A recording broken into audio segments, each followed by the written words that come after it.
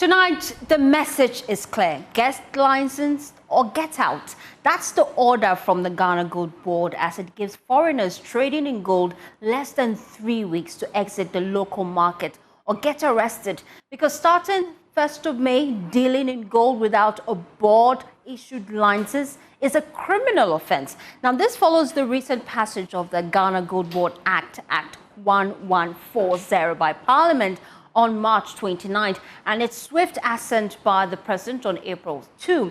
Now, in a statement issued earlier today, the board noticed that all licenses previously issued to small-scale gold dealers by the Precious Minerals Marketing Company officially ceases to be valid. Well, on your screens now is a copy of that statement by the Ghana Gold Board, and it reads that the general public is respectfully informed that pursuant to the Gold Board Act 1140/2025, passed by Parliament on the 29th of March 2025 and assented by the President of the Republic on the 2nd of April 2025, all licenses issued by the Precious Minerals Marketing Company and / or the minister responsible for mines to a person other than a large-scale mining company to deal in gold have ceased to be valid. It goes on to say that the board is currently the sole buyer, seller, assayer, and exporter of all gold produced by the licensed artisanal and small-scale mining sector. Now, as such, no person other than the Ghana Gold Board is permitted to export ASM gold from Ghana.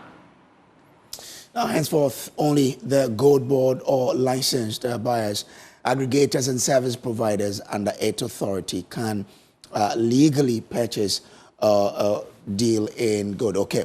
Now, but if you look at the statement, it says that also no person other than the Gold Board or a licensed buyer or aggregator or service provider of the Gold Board is permitted to purchase or deal in gold in the country.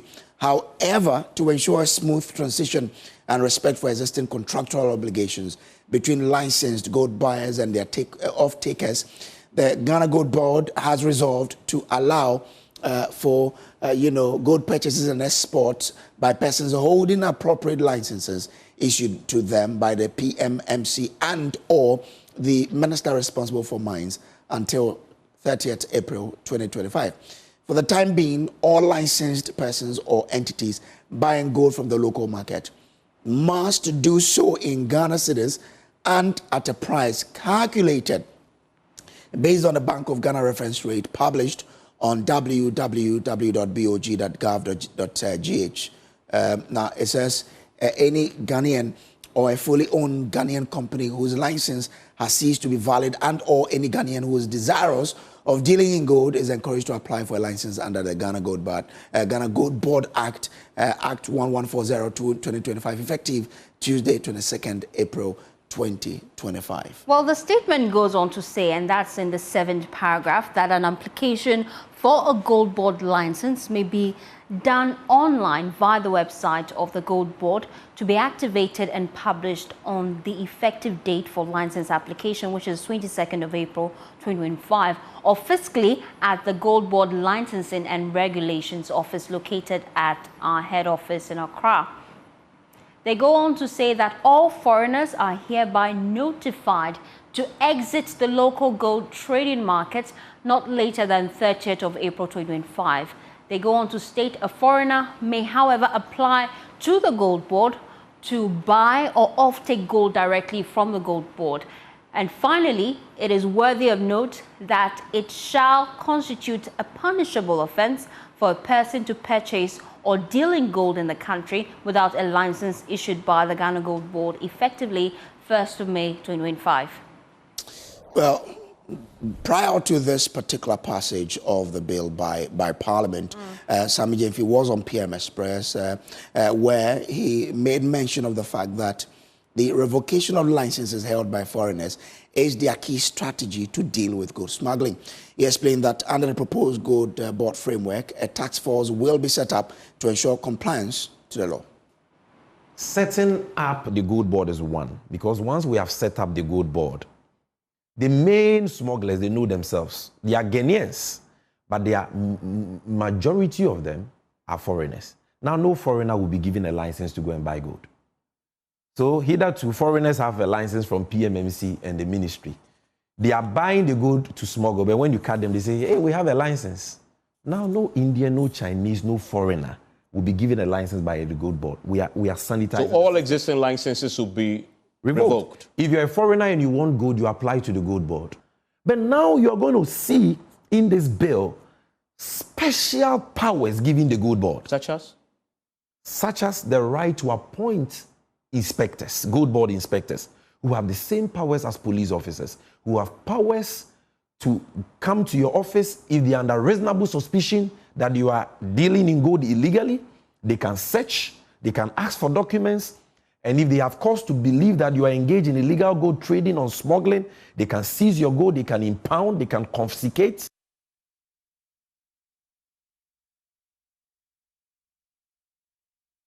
You're also watching Joe News Prime, and we're talking about the gold board and how it says that effective end of this month, April, all gold, licenses that were issued for people to deal in gold have become invalid. Especially, foreigners will not be entertained to be dealing in gold again. Now, consumers of this business have been reacting to this particular. Whilst the small-scale miners agree that it's a good step, I mean, some reservations of a sort have been raised on the part of bullion gold buyers. But away from that particular story, consumers of electricity and water are demanding value for money from the Electricity Company of Ghana and the Ghana Water Company Limited. This comes after the PRC announced a 14.75% increase for electricity and 4.0% increase for water for all consumers. The PRC explains that the increment is in line with its quarterly tariff review mechanism. Director of Research and Corporate Affairs at the PRC, Dr. Eric Obute, has details. Commission has benchmarks which we apply in terms of system losses, in terms of technical losses, commercial losses, and the duration that power is supposed to go off for a particular consumer. So all of that, the Commission is monitoring and making sure that the consumer who is paying will get value for the money that he's paying. The lights are off for some people in certain areas. The water isn't flowing as it's supposed to. So how are people making these utility companies accountable? If it comes to quality of service, the benchmarks that we set up for them, the last time I checked, they have actually met and be compliant with some of the benchmarks. It's the system losses that we are trying to bring down. But in a large extent, the benchmarks that the Commission has set for them, they are meeting the benchmarks. Well, we understand that there will be a major review in September. Will we be seeing these upwards again? Well, the major review is supposed to take on board capital expenses and operational expenses. In the minor tariff, we do not consider capital expenditure. We only look at the operational expenses. But in the major tariff, where they have to submit proposals to the Commission, we consider both capital expenses and operational expenses. So based on what they will submit and based on the analysis that the Commission will make, that will determine what the tariff will be. As we speak, I cannot say whether the tariff should be up or down or be the same as they are. It will just be after the numbers have been crunched and the commissioners have taken a decision on what the tariff should be that we can speak to the public on.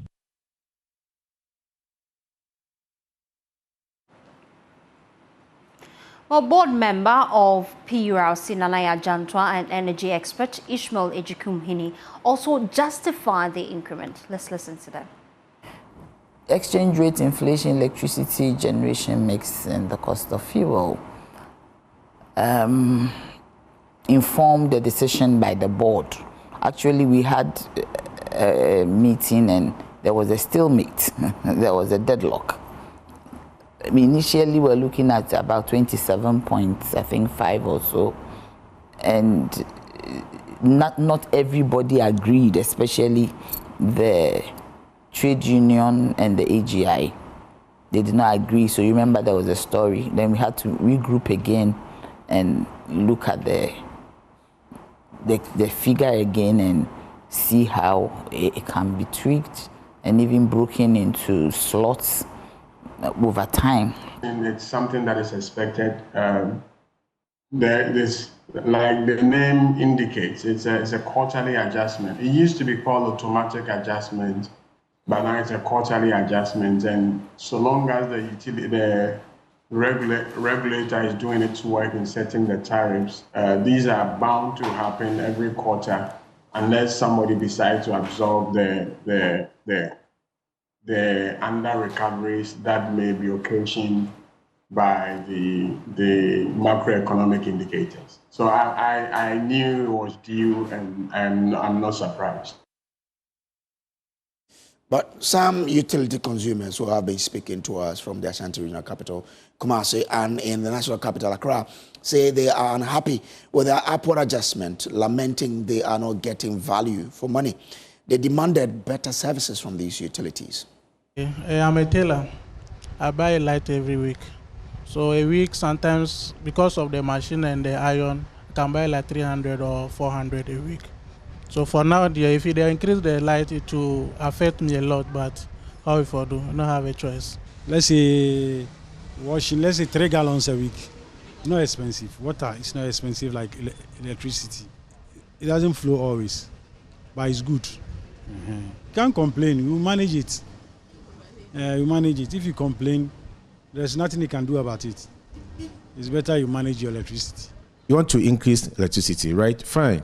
Just stabilize the power for everybody to be convinced that we have constant power supply, but the prices that we are paying is not enough. So you want to come out with a new tariff. That's fine. You understand? How can you increase the price without giving me the better quality to enjoy? Our house, we can buy like light. We buy light like 300 cedis.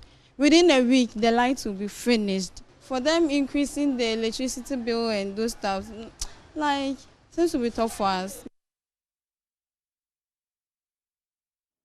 Well, so those were some consumers, the expression, but the Chief Executive Officer of the Association of Ghana Industries, Seth Chuma Kwabwa, says industries will monitor the impact of the increment to determine their next line of action. Is that our cost of production will go up, and companies that use so much energy, especially if you take that of the likes of the cement producers and the steel producers, some of them energy consumes about 30% of their cost of production. So anytime there is a hype in it, it means that the cost is going up, and when the cost is going up, you become uncompetitive because your price must go up to meet your cost requirements. So that is where we are. Another circumstance, we'll be monitoring within further analysis of it to see the extent to which this recovery has been done, and the subsequent ones that will be reviewed as well. Well, it is always a bit of a difficult one side for the companies, how they are going to manage it. For some companies, when there is increase in one cost item, if others remain same, they probably may say, let's absorb it. For others, it may be difficult to absorb. They have to pass it on to the consumers in the form of higher prices. But then they are also going to consider the strength of competition in the market. If the competition is such that, especially if the competition is coming from import sources, and it means that if you increase your prices because your cost has gone up, you're going to lose market share. So each company will do its own analysis and then take its decision. Away from that, the former Auditor General, Daniel Dumelovo, has proposed a one-week deadline for state and other officials to declare their assets or be removed from office. Mr. Dumelovo argued that the Constitution's original position of demanding the declaration of assets before assuming office is problematic. Well, he made the proposal during his appearance before the Constitutional Review Committee as part of broader discussions on strengthening accountability and integrity in public office. He emphasized that the current legal framework for asset declaration is weak and prone to abuse of office, allowing corruption to fester unchecked. My personal view again is that the Constitution says before taking office. So if you didn't declare and you are assumed office, you have assumed office unconstitutionally. So what should we do to you? Move from office. That's what I thought was supposed to be the natural consequence of occupying office with that declaration. Can we imagine a situation where the president says, I've won election, so I don't need to be sworn in. I'm just going to start as a president. Will we agree to that? I don't think we are going to accept that. But the Constitution says before taking office, declare. And now Parliament by itself decide even to amend the Constitution. by saying that, oh, we are giving you 6 months to declare. And that has superseded the provision of the Constitution, because all the regimes have gone with that. And the current president is also telling the people by March, which is not in the Constitution. So it means the president respects, at 550 as against Article 186 of the Constitution. So I think we should look at that.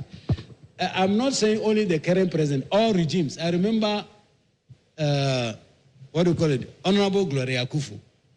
He wrote a letter to Occupy Ghana acknowledging that Occupy Ghana's position that the provision in Act 550 is unconstitutional. She agrees. But then how to amend Act 550 has remained as it is up to today. So I think if we should find a solution, I can agree that it is going to be very difficult for some positions like the Speaker, for instance, to be able to declare assets before taking his position. Because the election is done I think around midnight or thereabout, and he must start immediately. Why can't we say within a week? A limit of, say, a week is fine. But beyond that, the person will have sized the office and already know how juicy it is.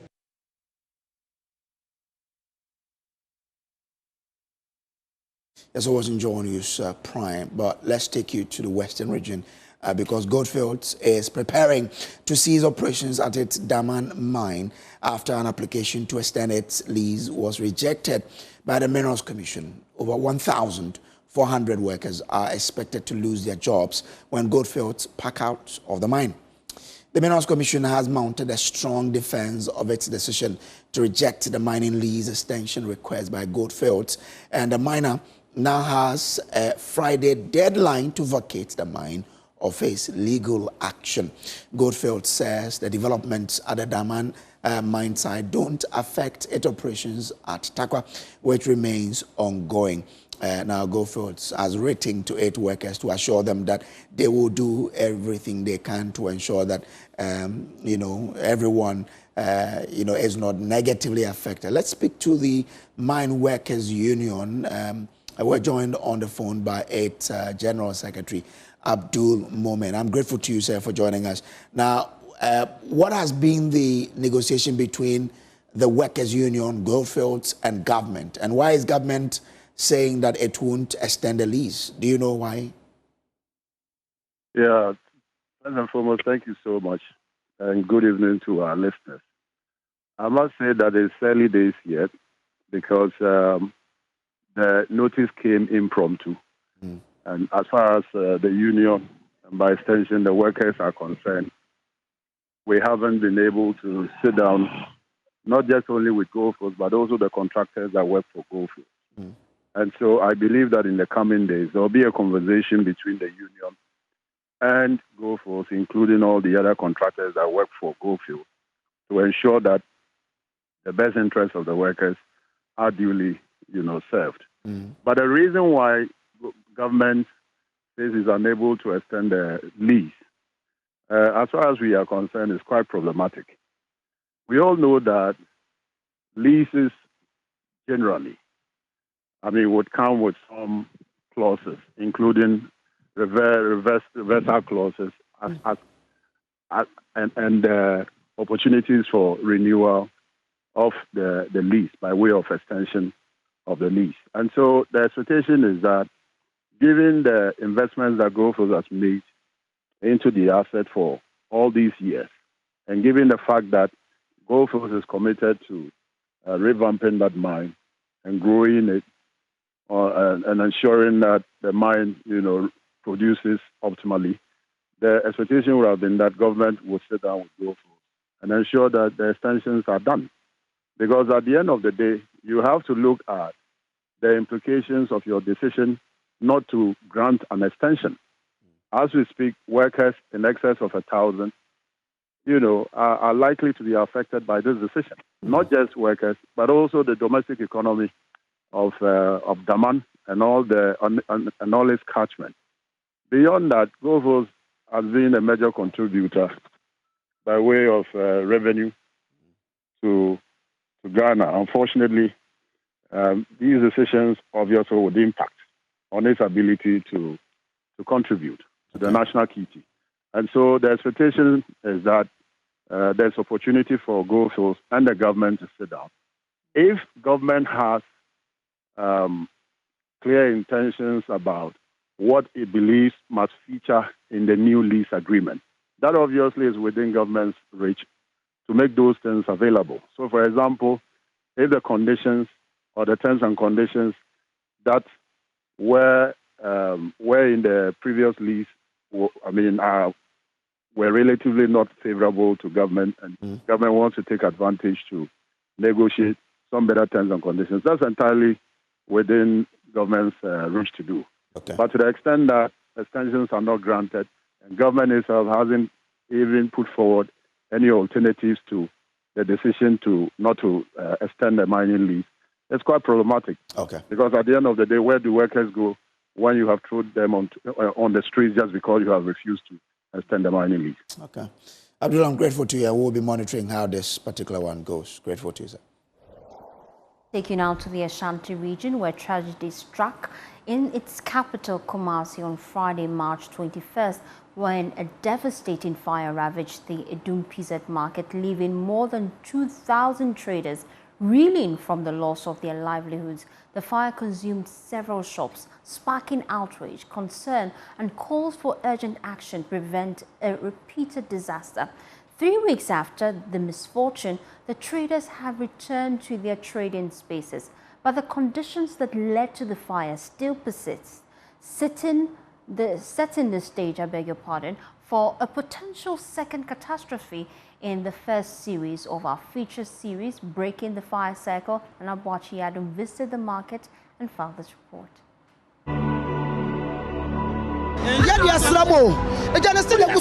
Things are burning. People who have shops here, including the youth, are losing their money. It was like any other Friday dawn at the Edum PZ market in Kumasi until a sudden alarming sight turned the commercial area into a scene of chaos. The fire started at 4 a.m. with an explosion from the top floor of a story building. Within minutes, the flames spread rapidly across the market, consuming shops and goods in its path.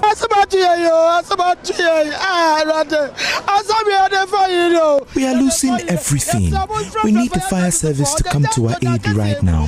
Everything is burning. Everything is burning. The arrival of firefighters was a moment of hope for those witnessing the blazing fire, but the situation quickly turned grim. Access of the fire tender to clustered container shops was severely restricted due to the market's cramped layout. With investigations ongoing, the traders pieced together the potential causes of the blaze, and among the primary suspects are the use of gas cylinders, faulty electrical appliances, and the intermittent power cuts. Some people, they have collected so many loans. Please, why is it that the fire service, you cannot just off the fire for us? President John Mahama and local authorities visited the scene, worried about the outbreak. Gas cylinders explode. We have to learn from this to plan our market well. I have spoken to NADMO to help the traders for the meantime. We have to carefully look at our market structure. The sounds you hear are explosions of gas cylinders. We shouldn't be cooking at the markets. 3 weeks after the fire, many of the affected vendors have returned to the marketplace, hoping to restart their lives. We are waiting for the Asante Hini to come and make a determination as to whether or not we should occupy the land. But at the moment, we have gone to make sales because we need money to feed our children. The reality is that these issues have persisted for years. The hope is that this tragedy will finally prompt the necessary changes to safeguard lives and businesses in Kumasi and other markets across the country. Well, still on fire, the Minority Leader Alexander Felmarking has called on the government to immediately release emergency funds from the National Contingency Reserve to support victims of the devastating fire outbreak that occurred at Edum PZ in Kumasi. The fire, which tore through several shops and commercial structures, has left thousands of traders devastated, destroying goods worth millions of cedis. During a visit to the area to support the traders, the minority leader urged the government to provide enough support to the traders by releasing funds from the contingency fund. Nana Boachi Yadom again has more in this report. The minority caucus in Parliament, led by its leader Alexander Fenyomakin, paid a visit to the victims of the Edum PZ fire. The members of Parliament who joined the caucus visit included the Second Deputy Speaker of Parliament, Andrea Mwakwesiama, Deputy Minority Leader Patricia Piejei, and Second Deputy Minority Chief Whip Jerry Ahmed Shaib. The MPs walked through the PZ area to observe the spate of destruction. The minority leader donated 200,000 Ghana cedis on behalf of the caucus to the traders. I understand your plight and I know what you're going through as traders. This is a very difficult moment. The minority caucus have put something together. We are contributing 200,000 Ghana cedis to help you rebuild your structures. The minority leader expressed deep concern over the extent of destruction and urged the government to treat the incident as a national emergency. We urge on government to take funds from the contingency fund and immediately and without delay come to the rescue of the suffering traders of Edum. Second Deputy Speaker Andrea Mwakwesiama, speaking to Joy News, bemoaned the numerous fire outbreaks being experienced in various markets across the country. All the markets around the country, it's the same story. So I think this one should serve as a briefing space for us to actually sit down, think about how our markets are constructed, how we can address some of these issues so that we don't always come and witness the same issue, the same story. For Joy News, Nana Boachi Yadom, Kumasi.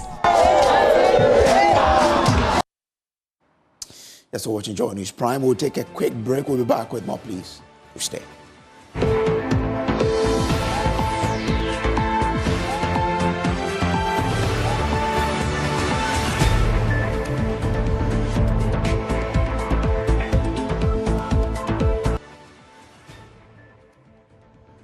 Thanks for staying with us here on Joy News Prime. To other stories now, hundreds of newly posted teachers to the Ashanti region today abandoned their classrooms to picket at the Education Ministry and the Education Service headquarters in the Greater Accra region in demand of 7 months unpaid salaries. While the group, comprising of about 700 teachers, say they have not been paid since September 2024. There's more in this report. More than 700 teachers from the colleges of education who were posted to the Ashanti region in July 2024 have picketed at the Ghana Education Service headquarters to demand payment of their salaries. The teachers say they have not received any salary since they assumed duty. Many of them are even yet to be issued staff IDs. Leader of the group, Adomako Kranche, spoke to Joy News. We've not been paid for the past 7 months. We were recruited last year, July, but we assumed duty 10th September 2024.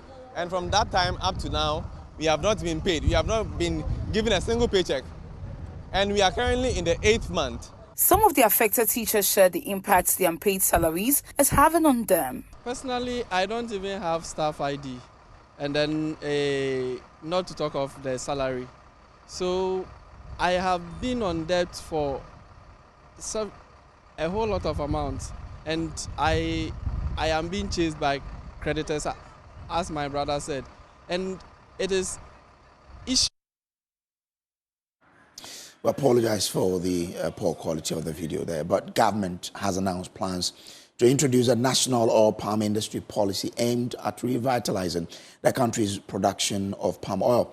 The Tree Crop Development Authority is currently promoting 6 strategic crops: oil palm, cashew, mango, coconut, shea and rubber, with palm oil receiving special emphasis due to its vast local and global potential. Speaking at the launch of the Feed Ghana program, President John Mahama said the introduction of a national policy will unlock the full potential of what is called the brown gold, and with the right support systems in place, Ghana can become a key player in the international market while meeting the needs of its domestic consumers. Maxwell Agbagba has more in this report. In his speech, President Mahama said Ghana's current food import bill stands at a staggering $2 billion annually, with agro-industries operating far below capacity. He said the situation calls for a bold and deliberate reset of the agricultural sector. President Mahama said the Feed Ghana program is a strategic umbrella program under which all agricultural projects and interventions will be executed. We'll promote schools to grow their own vegetables.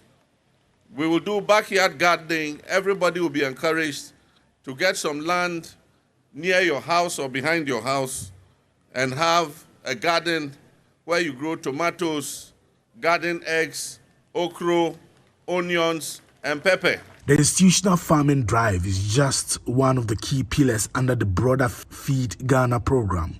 The fifth component of the Feed Ghana program is the poultry industry revitalization, which is popularly called the Nkukong Kitim Kiti program.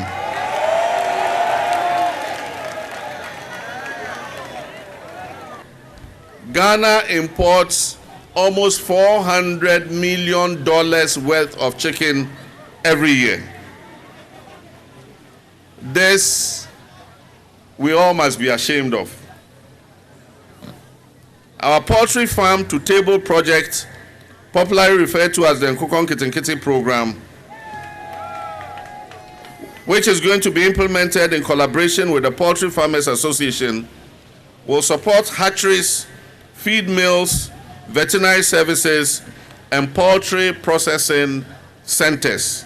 President Mahama says, as part of efforts to boost the production of oil palm under the Feed Ghana program, a national palm oil industry policy to offer targeted incentives for cultivation, processing, and export development will be introduced. The Tree Development Authority will scale up the development of 6 strategic crops, namely oil palm, cashew, mango, coconut, shea, and rubber. We'll focus particularly on oil palm. To this end, we'll introduce a national palm oil industry policy to provide strategic incentives across the value chain from cultivation to export.